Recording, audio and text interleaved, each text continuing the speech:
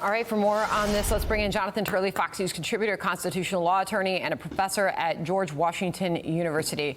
Professor Turley, good to see you. Here's Senator Lindsey Graham on Meet the Press over the weekend, calling for an investigation into the Russia collusion hoax. He details that here. I'm trying to let you know and the media know that we found something we didn't know before. At the end of the day, I'm not calling for a prosecution against President Obama for treason, but I am calling for an investigation. All right. So where does this go, Jonathan? Well, it's going to go forward. What the CIA director just said has everyone on a bit of an edge in town, because this is going to be some of the raw data, some of the raw evidence that led to the conclusions of the recently declassified report. And that's going to be rather hard to rebut from many people in Congress and the media.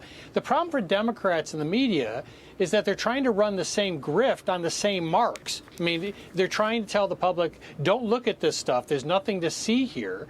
The public largely rejected that whole pitch when they reelected Donald Trump. And it's not going to really work. I mean, this is very damning stuff. I mean, what was just released, in my view, undermined the testimony of people like John Brennan. But what Radcliffe is talking about is exposing it all to show the public exactly what happened. This is the real Russian conspiracy. There wasn't a Russian collusion conspiracy, but there was a Russian conspiracy. It's when John Brennan went into Obama in 2016 and said, we just heard Hillary Clinton is going to come up with a Russian collusion claim to hit Trump in the election. And then months later, it was Brennan, according to these documents, who overruled his own staff to get this infamous dossier included in the intelligence assessment. Yeah, to that point, this is Senator Tom Cotton saying that the classified annex of the Durham report must be declassified. He said it earlier today. Listen. We need to see the classified annex of John Durham's special counsel report to know exactly what John Brennan and Jim Clapper and Jim Comey were saying to Congress about these matters. So I think we're moving in the right direction. Do you believe that will happen? I think it very well could happen. That this administration so far has been one of the most transparent in history. I mean, even the critics have got to admit the degree to which they've declassified material and made available material is really unprecedented. This town, information's the currency that it runs on, and it's closely held. But this administration has really opened up these files in a way that are historically important.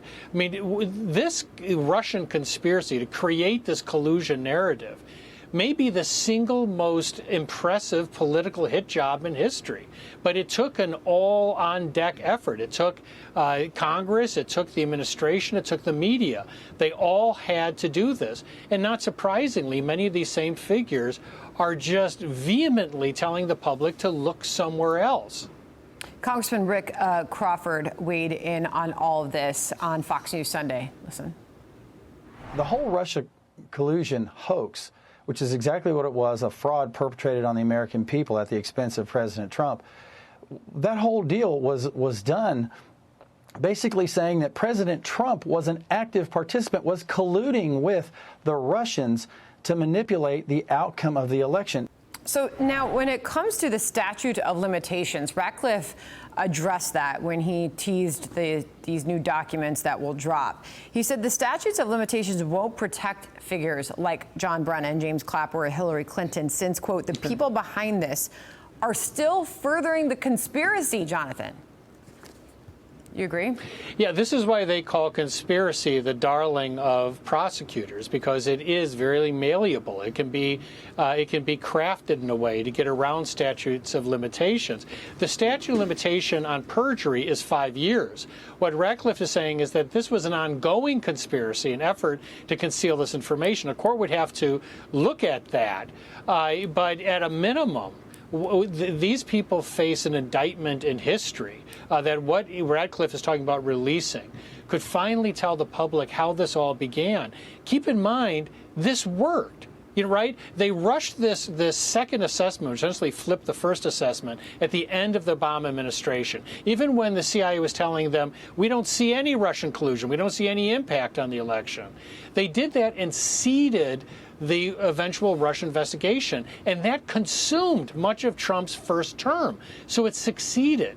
But that bill's come due now, and we're going to find out how that came about. Sandra, also keep in mind, some of these members are saying, well, you know, this isn't new.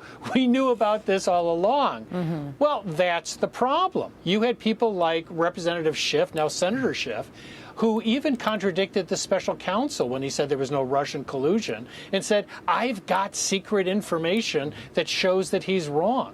He never produced it because it doesn't exist. Wow. Gives us a lot to watch. A lot will be coming. All right, Jonathan Turley, always appreciate it. Thank you so much.